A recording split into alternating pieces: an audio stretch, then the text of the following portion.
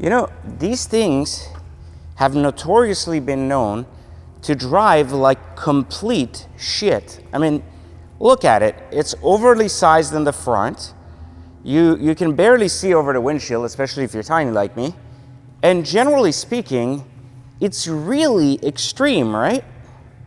But I guess that's kind of the point if you own one of these cars. I would say that that's actually the only reason you would own one of these cars.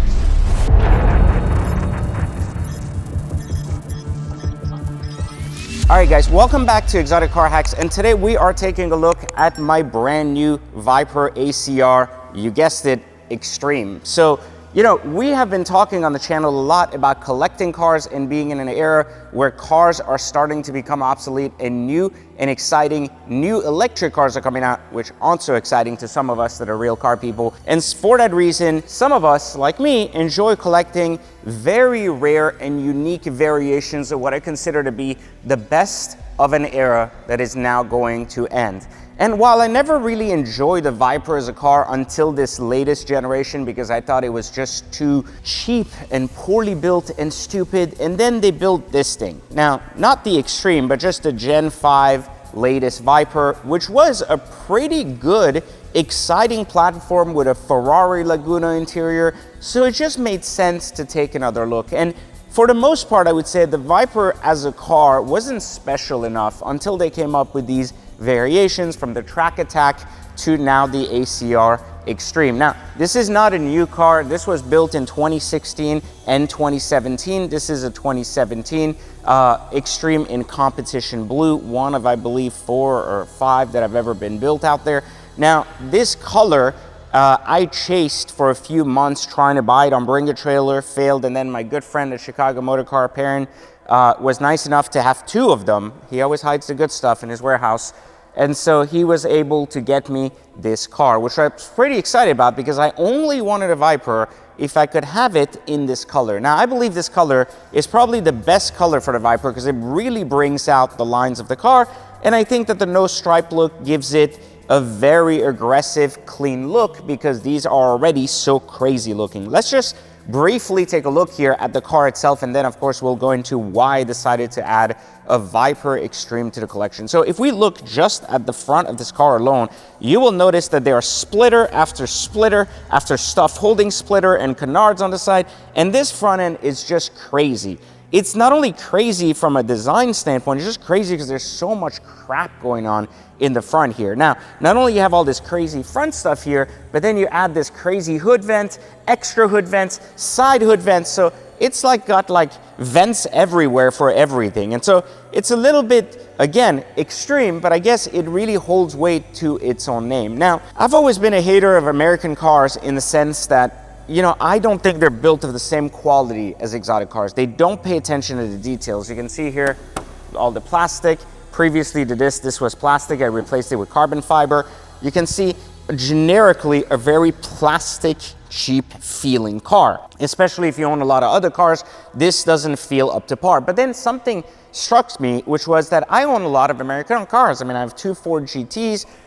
I have a Cobra R, you know, like I generally like American cars. The problem is, again, I just don't find that quality. And so I have to kind of buy the most extreme variations of cars to get closer to what I like. But then it dawned on me that this was only $130K when it was new. And in today's math, that's really cheap for what you get. And so I stopped complaining about some of this plastic everywhere, especially because you can replace it with carbon. And I just started thinking, maybe that's what I've been missing all along about American cars.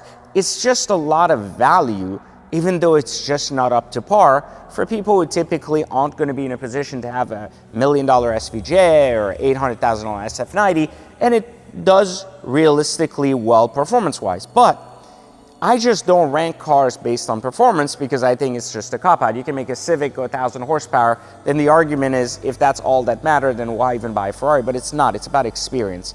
And so, you know, the ACR Extreme does have an incredibly radical and insane body. But it does something very, very well that I want to point out to. It makes the driving effortlessly easy despite the fact that it's so crazy looking. So in most other Vipers, I would tell you that the car is truly not composed, meaning the car is swirling everywhere, it's just very rear end happy, and it makes it very hard to have a good driving experience that is controlled. And again, unless you're very experienced, it makes it very difficult to just enjoy yourself when you don't have to be a race car driver for a moment. But this car, being the most extreme variation, does exactly the opposite. It is so controlled because of its suspension, so controlled because of its downforce, it's actually more drivable than a regular Viper. So that was pretty exciting for me, especially as a guy who likes to drive but doesn't always like to go very fast. So this made sense for me. It sounds good, it looks good, and more importantly, it drove good. So this kind of won my heart on first drive. We're gonna go for a drive together in the next episode so you can kind of understand what I mean about the Viper itself. But let's talk about why did I choose to buy one of these right now. The ACR Extreme is now 2 times its MSRP. These cars are now roughly about $250,000. For the right colors, you can buy them as cheap as $220,000, $230,000 for average colors or average specs or higher miles. Even one on eBay currently selling for $170,000 with almost 20,000 miles. Still a good bargain for what you're getting.